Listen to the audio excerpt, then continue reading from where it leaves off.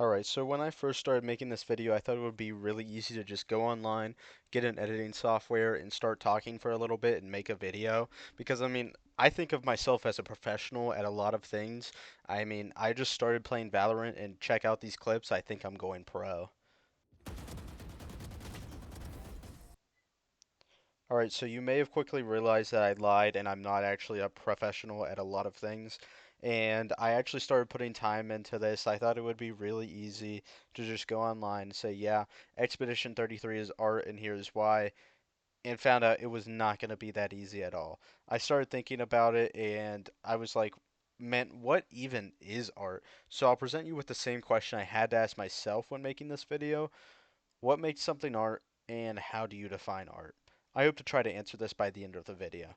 So, I'm sure we can all agree that video games, just like any other form of media, like movies or shows or anything like that, they can all be considered art. I believe all games can and kind of are art, whether it be your simple Call of Duty game or your favorite indie game such as like Hollow Knight. I think all games can be considered art in their own ways. Just listen to 115 from Call of Duty Black Ops 1, and you'll get where I'm coming from when I say Call of Duty is art.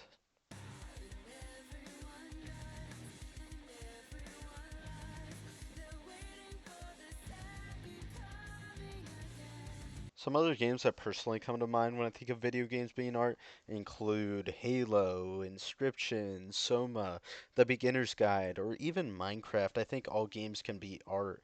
Now, this video isn't just going to be about how video games can be art because I think a lot of you would agree with me saying games are art. What I want to talk about in particular is Clair Obscur Expedition 33 and how, in many ways, it is art, and how many things you can actually take away from this game and what thoughts Expedition 33 kind of left with me.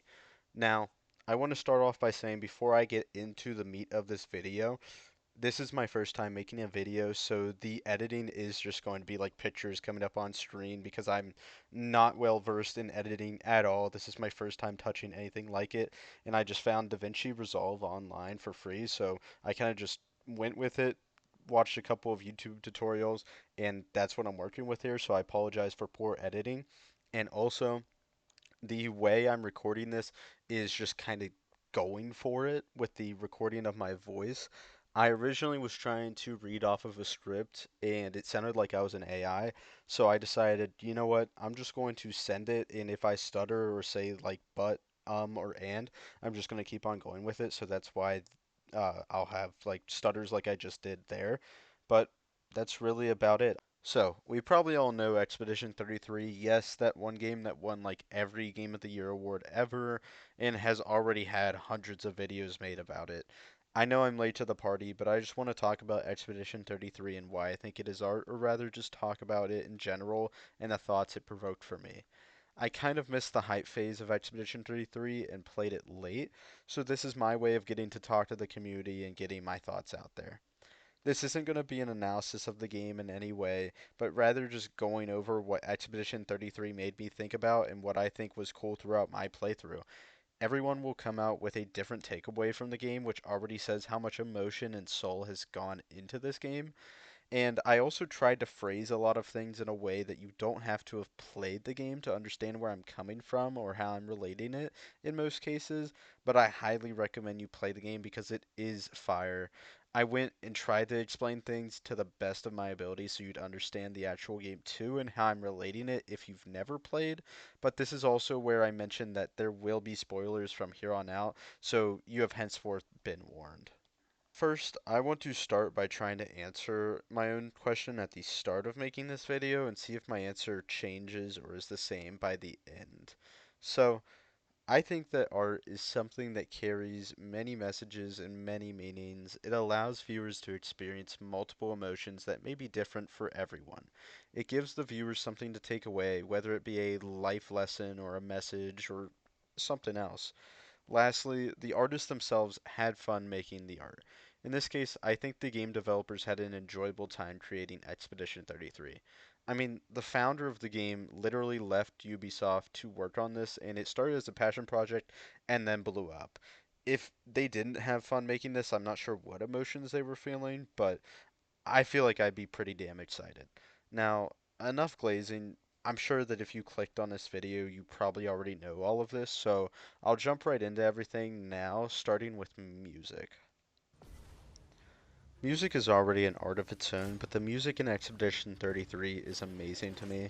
It shapes the atmosphere in a lot of places and sets the tone of every encounter very well.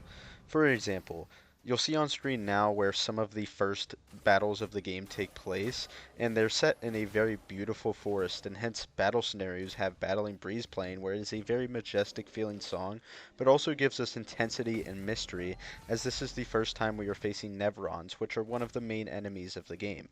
Then you have songs like Is It a Gestural or a Volleyball, which is found in this little mini game called Gestural Beach Volleyball. And why does a song named Is It a Gestural or a Volleyball have such a banger melody, banger everything to it? It's the best song in the game, no questions asked. I listen to it unironically on my way to work. I'm not sure why they made that the best song in the game, but just know it is the best song in the game. Songs like these, though, I think are good because when I hear it, my thoughts are, man, I just really want to be able to play saxophone. Songs that make you, as a listener, want to play the instrument have to be a good song, right? It's like when I hear Lindsey Sterling playing violin, it's like, man, I really want to learn how to play violin.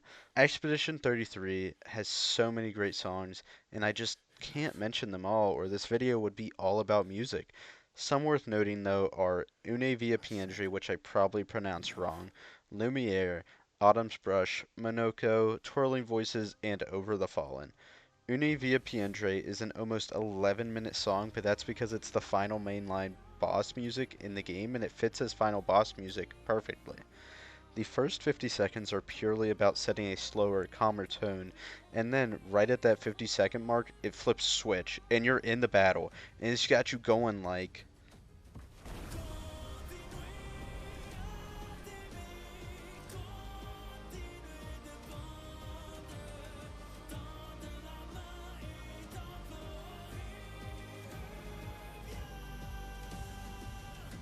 and it just continually goes on like this and is perfect other than it being 11 minutes long. I know there's plenty of people out there that love long songs, but personally that's just not for me. I could sit and talk about it for a while, but just know it fits final boss music very well. Minoko is another song that makes me want to learn saxophone because it's epic and introduces one of our main characters, Minoko, in a very cool and fun way. Then there's Twirling Voices, that is probably the best bass battle music out of all of the environmental battle songs. Something about it is just very majestic and just kind of tickles my brain in the best way. Now, moving on to more visual things in the game or events that happen in the game. This section is going to be me kind of just going through a lot of key events that just stop me and provoke me to think for at least a few minutes or so, and that I feel are worth mentioning. Of course, this is what I noticed, so if I missed your favorite part, I'm sorry, I just couldn't get to all of it because there's so much in the game. I also realized while making this that if you've never played Expedition 33, first of all, what are you doing? And second of all, if you're watching this, you'll get lost here, so let me try to explain and give context here as best as possible. If you've already played the game, feel free to skip to the timestamp shown on screen now. Alright, so this little part here is going to be kind of monotone just because I am reading from the script a bit more because there is a lot to go over. First, though, to set the scene, there are two separate worlds I'll be talking about. There is the real world and the painted world that I will from now on refer to. In the real world, there's the Desandre family. Renoir is the father, Eileen is the mother, then there's three children, Clea, Mael, and Verso. These five are special because they can create their own worlds by painting pictures, and those canvases become worlds of their own. For example, it would be like if there was someone creating the pictures we jump through in Super Mario 64. So the painted world in this case is Versus painting, and that's what we spend the entire game in. Now, moving back to the real world, there was a fire that killed Verso, and then Mael was injured so that she can no longer talk in the real world. But moving back to the painted world that Verso made, before dying, there is a character named the Paintress who is supposed to be the big bad at the start of the game, and the expedition team, who are our main characters we play as, need to go stop her to save their world. As every single year, the maximum age people can live to is decreased.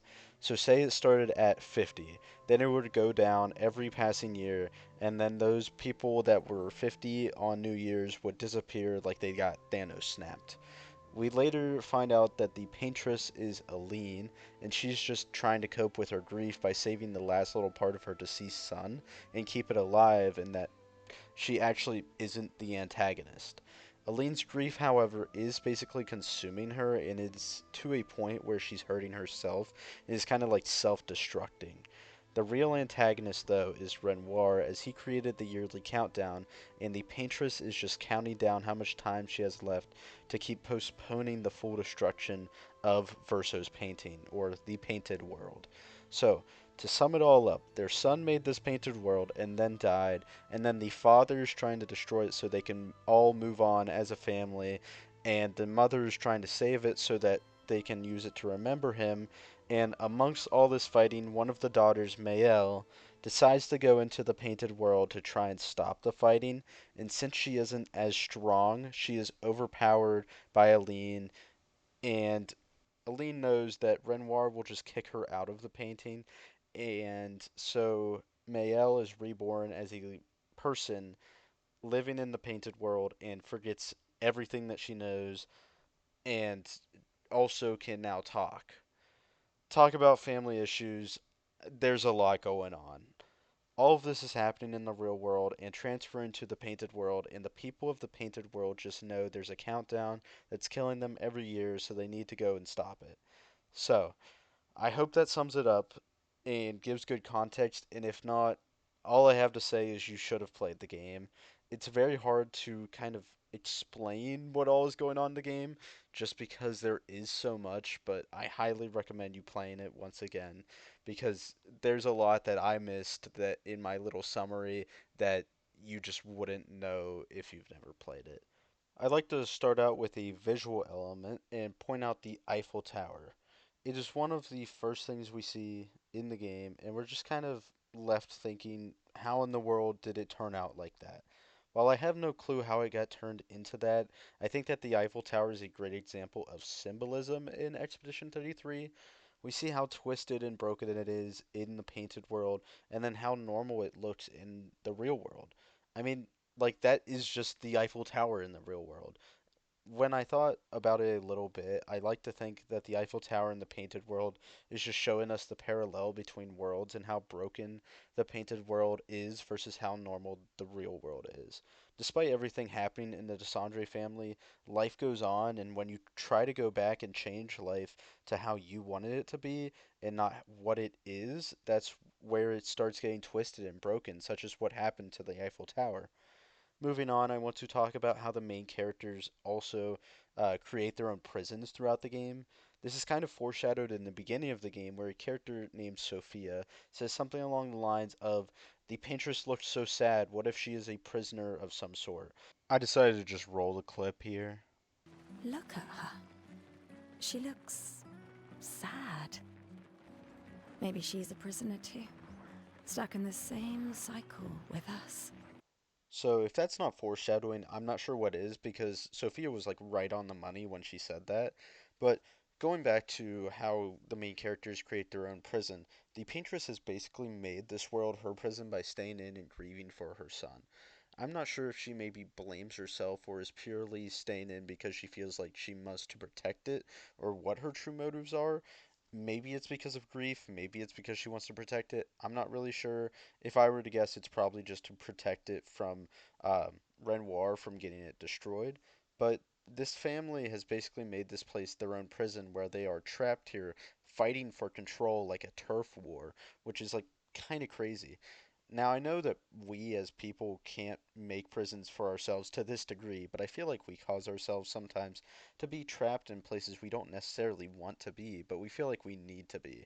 I feel as if this is just one of the messages that is trying to be told here is to simply wake up. We create our own presence but escalate it to such degrees that are inescapable. It kind of makes me think of war and the fact that it gets to the point where everyone just wants it to end, but they're stuck fighting for prolonged periods of time. I hope that kind of makes sense because that's what I think of when I think of this game. It's kind of like a giant turf war where everybody's fighting for control over the painting. Maybe that one was a little bit of a stretch, but that's what I get out of this whole situation. And I think it's cool that when replaying, you can pick up on little things like what Sophia said. So I talked a little bit about how the Paintress was seen as the bad guy to the expeditioners, and the next takeaway that I kind of want to talk about is how you never truly understand someone until they remove the mask they've been hiding behind. In this scenario, if the expedition team would have known what the Paintress's true motives were, they would have been able to help her instead of stopping her and dooming their own world. I think that in the game it was done very well and was definitely a moment that caught everyone off guard when the Paintress was revealed to be the good guy and that the expeditioners were living in a fake world because it's very hard to pick up on throughout your first playthrough. Of course, to the viewer, we see it as a fantasy world, but to the people of that world, it was normal. So just think about what those characters were going through, finding out that they are just creations from someone else's imagination, and that they're actually helping towards their own destruction. We see examples of characters hiding their true motives all throughout the game with many characters, but one example that I especially want to point out is with Renoir. Renoir is introduced at the beginning of the game, killing a lot of the expedition team, and it is playing on screen now, so you'll kind of see that. And throughout the game, he hides himself as the curator, who acts as your ally and actually sits at your campsite and helps you upgrade your weapons throughout the game. So he's kind of like hiding in plain sight. If only we would have been able to see through the curator's mask, we would have seen that he is helping us just so that we can beat the one thing standing in his way, the Paintress. Now, I haven't talked too much about the expedition team yet, and I'm going to talk about them a little bit in these next points I'm going to bring up, and you're going to have to know these characters to understand how I'm connecting these points. So, I'll kind of introduce them here. The Expeditioners are all pretty cool characters that we follow throughout the game that were sent to take down the Paintress. The Paintress is on a separate island, so they sail over and immediately get pieced up by Renoir, which you just saw a little bit ago, and they don't even know what's happening to them before it's too late. Starting with the members that survived, we're introduced to Gustave, who you start with, and he is your only character for about the first 45 minutes. He's a pretty chill guy throughout the game, but is definitely shaken up after the beach and is really worried and stressed throughout the majority of the beginning of the game. But he does have the hardest line in the entire game, which I'll show now. For those who come after.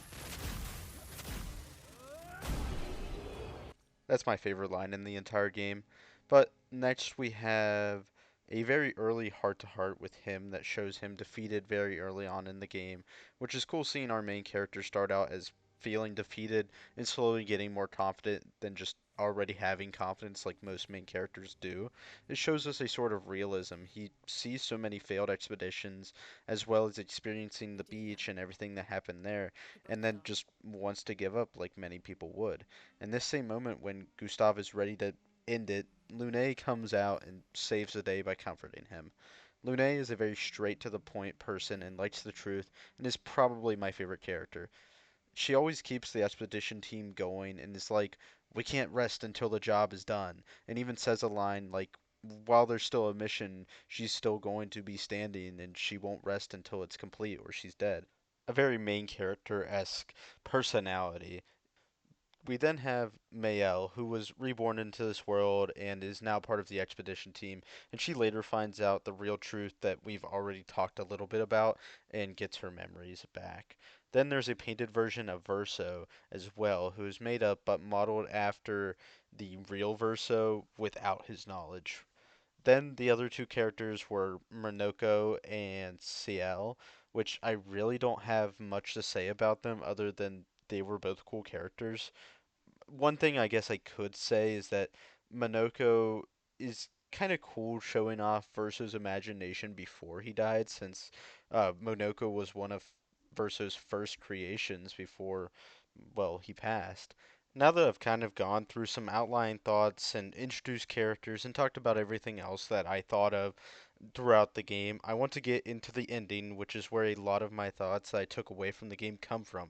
This is actually like the main reason I'm making this video is because of the ending and how much it holds. Playing through the game, I often asked, what do the creators want me to take away? There's so much to take away in this game, and I just don't really know what the creators want us to take away, but I think that it will also leave everyone with different takeaways from the game, which is cool. Much like a painting, people will notice different things in this game and get different meanings out of it, which is what makes art cool. Anyways, the final boss fight. Epic, legendary, memorable.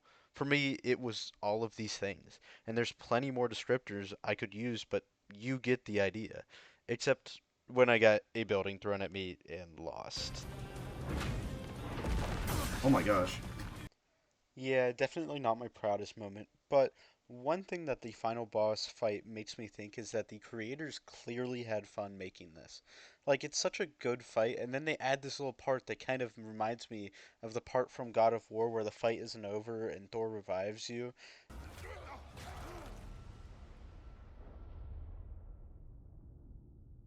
Oh no. I say when we're done.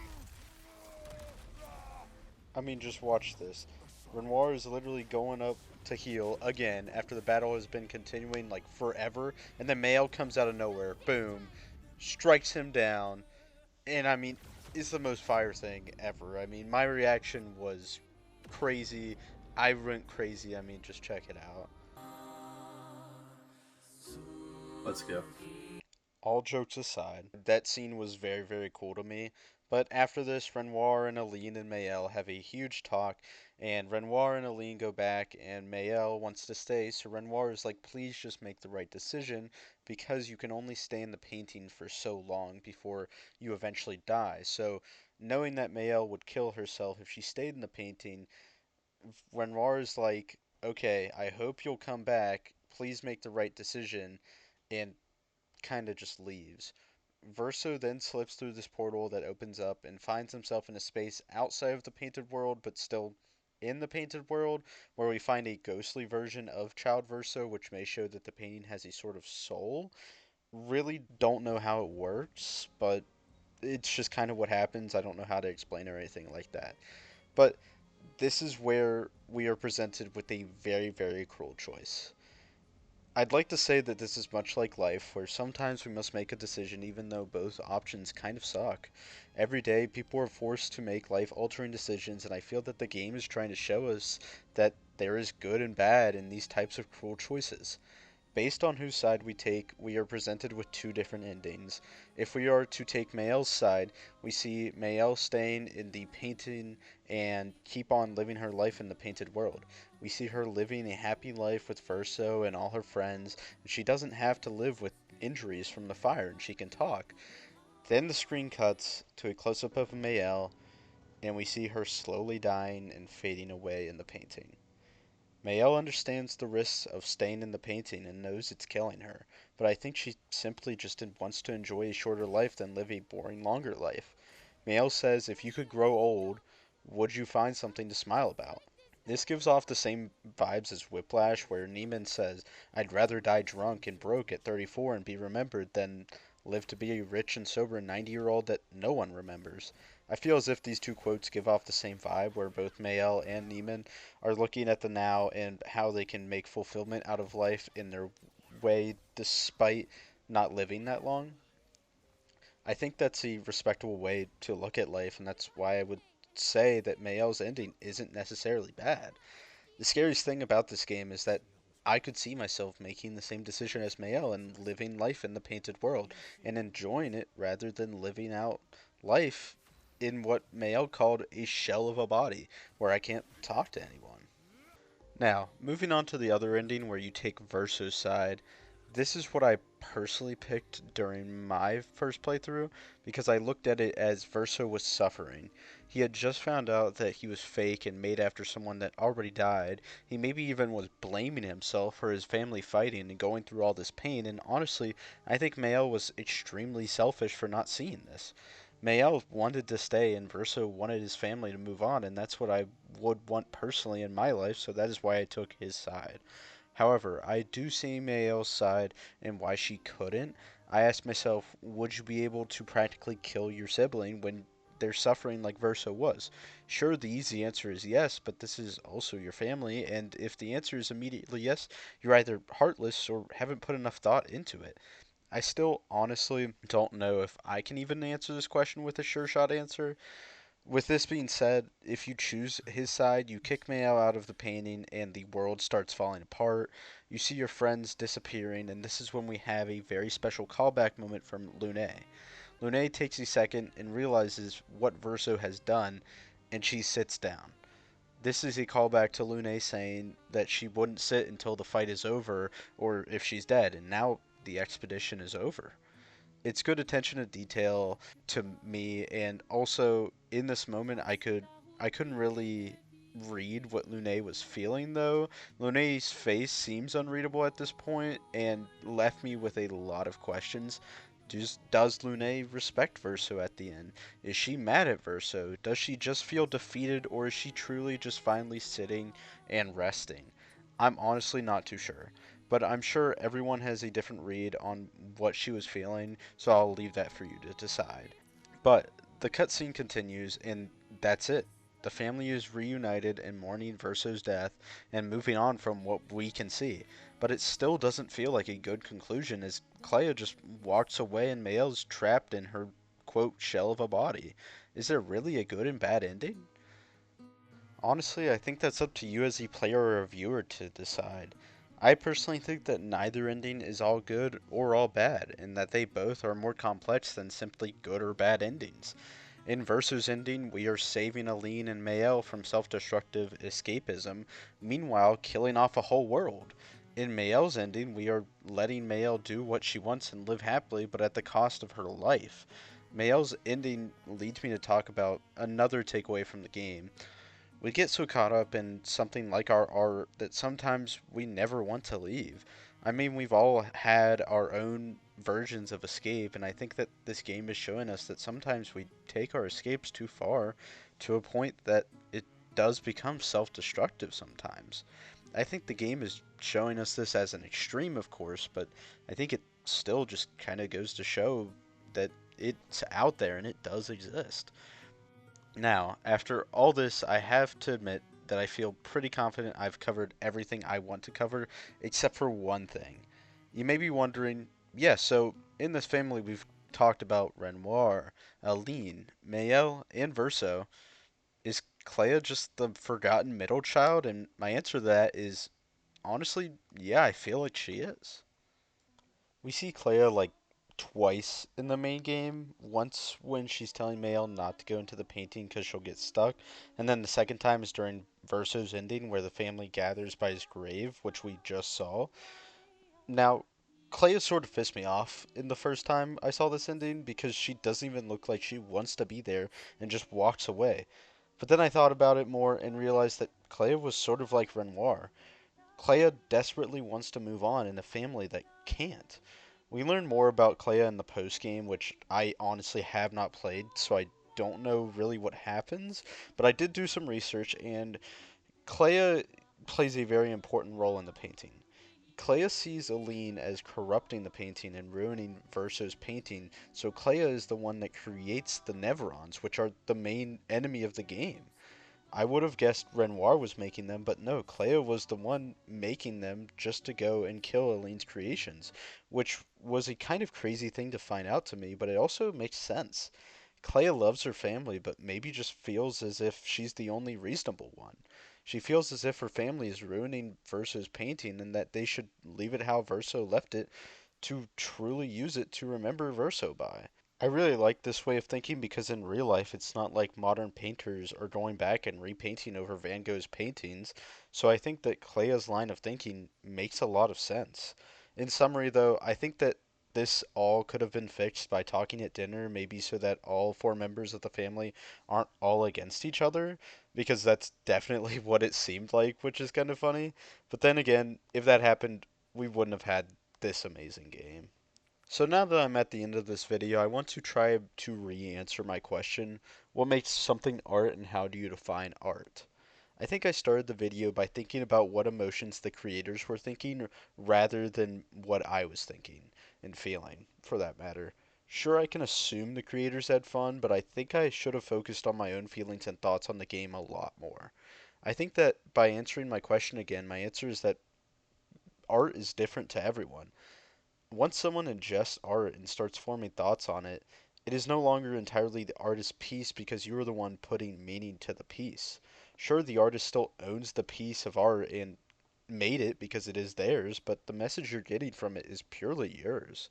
The artist could want you to have certain emotions or thoughts, but everyone will see it differently, and that is what makes art beautiful. Art you've taken in some ways becomes your own just because you have now taken it in, if that makes sense.